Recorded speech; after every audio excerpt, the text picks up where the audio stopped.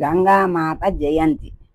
తుంగ తరంగే గంగే జయ తుంగ తరంగే గంగే దూరీకృత పాప సమూహే పూరిత కచ్చపతుచ్చగ్రాహి తుంగ తరంగే గంగే పరమహంస గురు భణిత చరిత్రే బ్రహ్మ విష్ణు శంకర నుతి పాత్రే తుంగ తరంగే గంగే సదా శివ బ్రహ్మేంద్రుడు.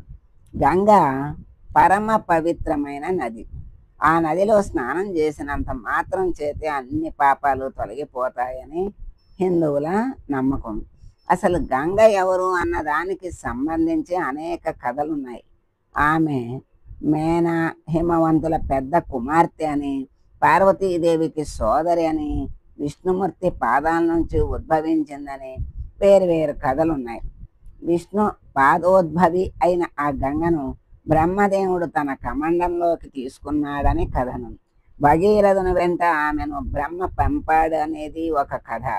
ఆ సమయంలో ఆమె తాను భూమి మీదకు రాగలనని, అయితే తనను ఆపి తట్టుకోగల శక్తి కలవాడు ఉండాలని చెప్పినట్లు పురాణాలు చెప్తున్నాయి. భగీరథుడు అందుకు సమర్థుడు. శివుడని ఎంచి ఆయనను ప్రసన్నం చేసుకుంటే ఆయన అందుకు సిద్ధపడ్డారు. అలాగా శివుని జటాడూటంలోకి గంగ ఊరికి వచ్చింది. శివస్పర్శతో మరింత పావనమైంది. ఆ గంగలోని 7 బిందువులను శివుడు భూమి మీదకు వదిలాడు. ఆ బిందువులు మొదట పడిన చోటు బిందు సరస్సు. అక్కడి నుండి గంగా నది ప్రవహిస్తూ దారిలో జహ్నుముని యజ్ఞశాలను ముంచెత్తింది. దానితో ముని కోపించి మొత్తం నదీ ప్రవాహాన్ని తాగివేశాడు. అయితే భగీరథుడు ప్రార్థించగా తన చెవి నుంచి విడిచిపెట్టాడు. జహ్ను మహర్షి తాగి విడిచిపెట్టినది కనుక ఆమెకు జాహ్నవి అనే పేరు వచ్చింది. గంగా నది జహ్నుని చెవి నుంచి బయటకు వచ్చిన రోజు వైశాఖ శుద్ధ సప్తమి. అప్పటి నుంచి నిరాటంకంగా ఆమె ప్రవహించింది కనుక ఆ రోజున ఆమె జయంతిగా జరుపుకుంటారు. ఈ జయంతినే జాహ్నవి జయంతి, గంగా జయంతి అని కూడా అంటూ ఉంటారు. ఈ రోజున గంగా నదిలో స్నానం చేయటం, పూజ నిర్వహించే ఆచారం కూడా ఉన్నాయి. అలాగే శర్కర సప్తమి, నింబ సప్తమి, అనోదన సప్తమి, ద్వాదశ సప్తమి వ్రతాలు, పర్జన్య పూజ వంటివి చేసే ఆచారం కూడా ఉంది. గంగాదేవి మనుష్య రూపంలో భూమి మీద సంచరించటం వంటి కథలు కూడా ఉన్నాయి. ఒకసారి ఆమె భూమి మీద మనుష్య రూపంలో సంచరిస్తున్నప్పుడు శంతన మహారాజు చూసి మోహించి వివాహం చేసుకోవడం కూడా జరిగింది. వారికి పుట్టిన పిల్లల్లో ఒకరే మహాభారతంలో ప్రముఖ పాత్ర వహించిన కురు పితామహుడు భీష్ముడు. ఒక గంగాదేవి శివుని భార్య అన్న అపప్రద కొందరిలో ఉంది.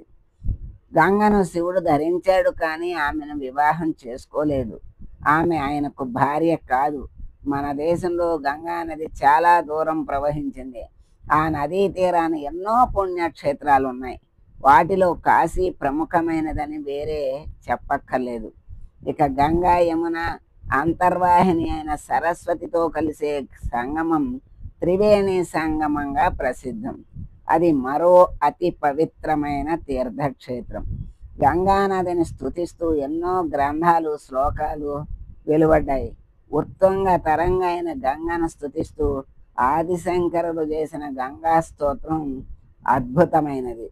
ఈ విధంగా గంగాదేవి ఎన్ని రకాలుగా ఎట్లా ఉద్భవించింది, ఎట్లా ఏ రోజు ఏమిటి, మళ్ళీ మధ్యలో అంతరాయాలు, తర్వాత మళ్ళా ఆ ఋషి చెవులో నుంచి జహ్ను ఋషి చెవులో నుంచి రావటం, ఆమెకి జాహ్నవి అనే పేరు రావటం, ఇవన్నీ కూడా మనం చక్కగా తెలియజేశారు, తెలుసుకున్నాం.